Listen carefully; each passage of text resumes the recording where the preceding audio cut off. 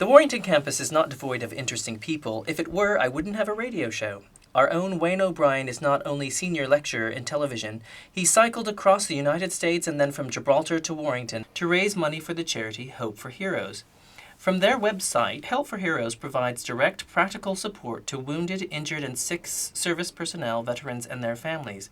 Remembrance Day is Sunday, so I thought it would be appropriate to have a chat about Help for Heroes and the heroic efforts of one Wayne O'Brien. Wayne, welcome to the best radio on radio. Hello. So Help for Heroes, you heard the intro, but why do you have an interest in the charity?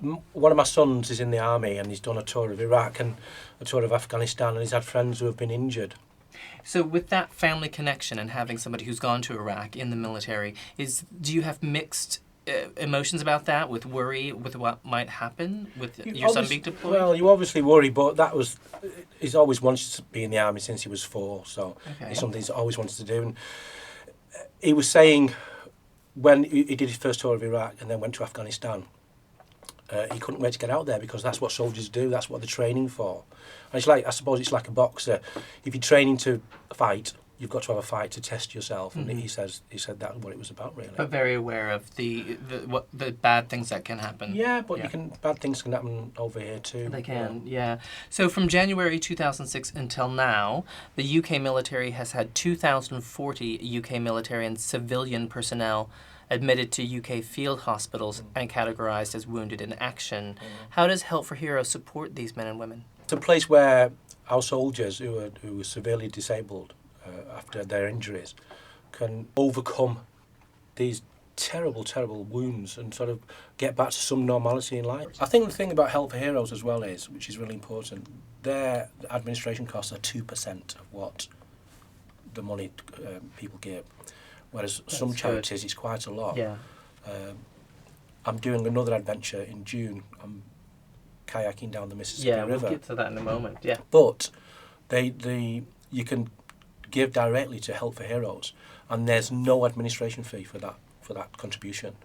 Yeah. Remembrance Day is on Sunday, as I mentioned. Right. What does Remembrance Day mean for you? I know that Remembrance Day is about people, military who have died, and your son hasn't died, fortunately. But what does Remembrance Day mean for you, and what can it mean for the typical student on campus? I think people should appreciate these old guys who they see walking around town sometimes, or sat in cafeterias or sat in pubs, who are generally alone and not really saying anything. At some point in their lives, they've been young and vibrant and in many cases done outrageously brave things.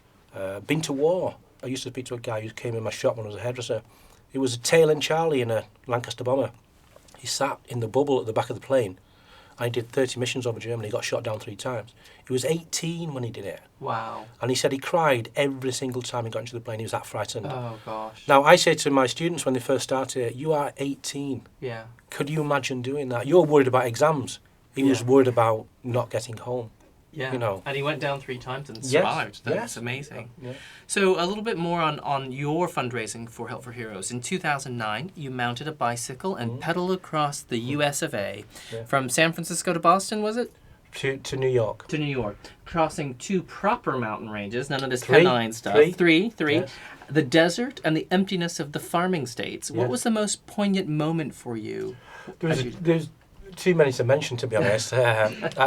I met some fantastic people. Before I did it, people were saying to me, you're going to be mugged, they're going to kill you.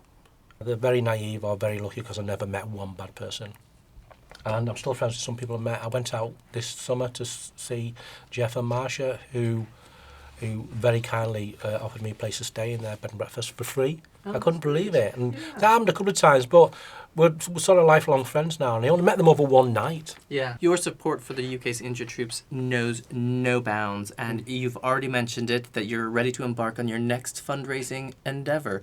So tell us about your trip down the mighty Mississippi. Yes, I'm buying a fold-up canoe because that's the only way I can get it on a plane to go to America. Yeah. And then I'm going to Lake Itasca, which is in Minnesota, which is about 600 miles north of Chicago, which is on the Canadian border. Mm-hmm. And I will kayak the full length of the Mississippi to the Gulf of Mexico. Have you ever kayaked before? No.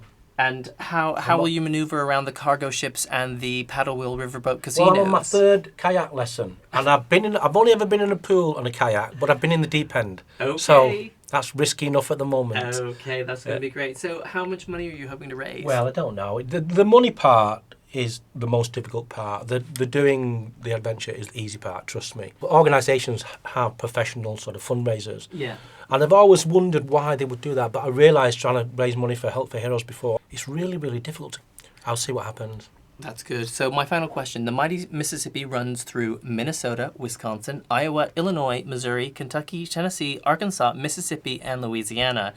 Will you be having a traditional dish in each of those states? And will you celebrate in the French Quarter when you arrive in New Orleans? I think I'll have a celebration every time I stop with a nice can of cold lager. And I'll eat whatever's there. I'm easily pleased with food. But I've got some friends who are meeting me at certain stages, a couple of stages on the way. That's really great. Friends you met from the last time. Yes, it'd be fantastic, brilliant. yes. Wayne, thank you for chatting with us about this important charity and the importance of remembering those who have been in active combat for the freedom of people all over the world.